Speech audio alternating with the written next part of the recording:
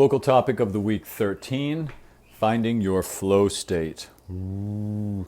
I did do a video about this topic already that I just deleted, and I'm redoing it so that I can be very clear.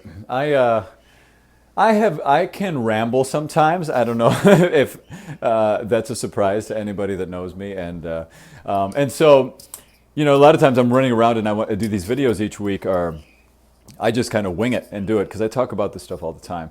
I have a student, Julian, he's really funny. My students, I love them. We have such a good relationship. They're just very open and honest with me, which I love. And then he said, yeah, I watched your video on flow state. And he's like, I didn't get it.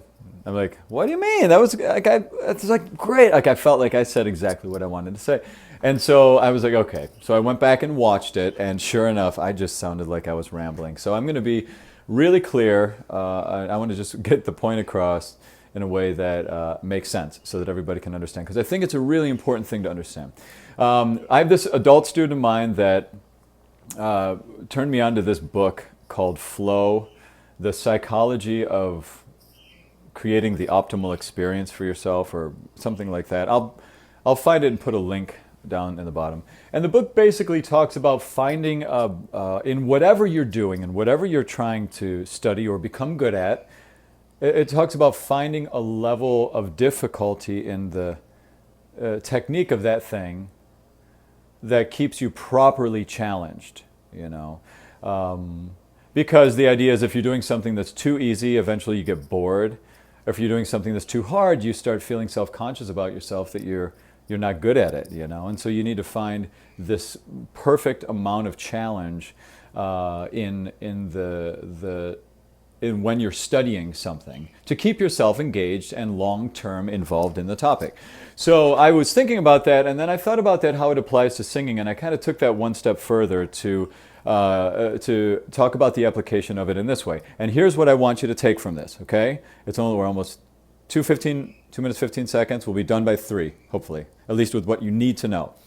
When you're picking out songs, pick out a song that feels super easy and super comfortable, like a cozy sweater, something you could sing and roll out of bed any morning and just feel like you own it and nail it. Have songs you're working on like that in your book.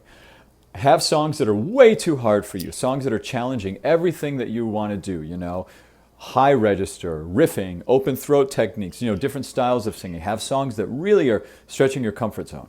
And then have some songs that are within your comfort zone that you can do if you're really kind of on your A game, So you want to have a whole different variety of difficulty levels in your book. There's 3 minutes. Okay, now I'm going to just say a little bit more about that. It's so easy to, if you're a driven performer like I was and am, I've kind of made peace with, I'm aware of myself when I study things now, so I don't fall into these traps that I'm sharing techniques to hopefully help you guys sidestep. But when I was studying, especially in undergrad, I was so obsessed with voice. I mean, I'm obsessed with voice now here. What is this? 20 years later. What? Or almost 20 years later. Even then, it was just like this, I need to prove myself, drive, and I was always wanting so desperately to be able to sing the piece I couldn't sing. And as soon as I could figured out a piece that I wasn't able to sing, that now I was, like a hard aria, and I mastered it, there was hardly any rejoicing in the new breakthrough. It was always about, okay, well, maybe now I can sing Largo. That was Largo from, if you got opera people, Largo factotum della città, Largo, like that.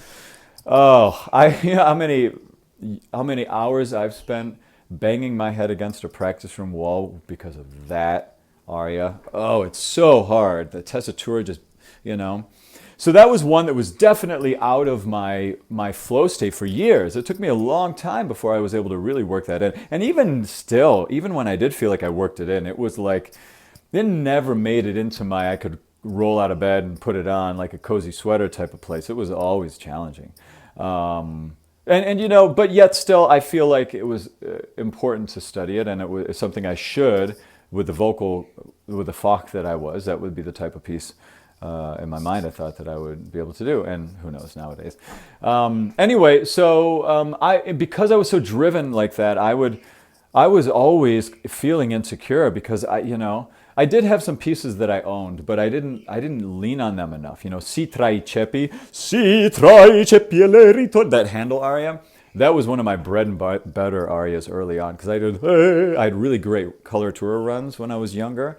I don't know if I can do them as well as I could when I was in my 20s. But anyway, like I did have some songs early on, but not a lot. And I want you guys to make sure that you have things in your comfort zone, because the reality is nowadays, like every program that you go to, for musical theater nowadays, they really want you to sing in your comfort zone. And especially in opera, the last thing in opera you want to do is go in there and sing something too big for you for auditions. And whether you are a big time singer or you're just a kid auditioning for vocal programs, that's just, it makes me look bad, it makes you look bad. You want to sing things that represent you well and your age well. Anyway, so finding your flow state, different difficulties of ability levels in the songs you pick, comfortable ones, challenging ones that you can pull off if you really are having a good day, Mix it up. It'll keep you more inspired, it'll keep you more excited about your studies. And then, as you have breakthroughs and things, you start unlocking things in those songs that you thought were out of your comfort zone, all of a sudden aren't anymore. And that's when you really know you're growing. So anyway, blah, blah, blah. Enough. Have a great day. I look forward to seeing you guys in your lessons this week. And so many exciting things going on with the studio. I know a lot of you know about it, but we'll talk more soon, okay?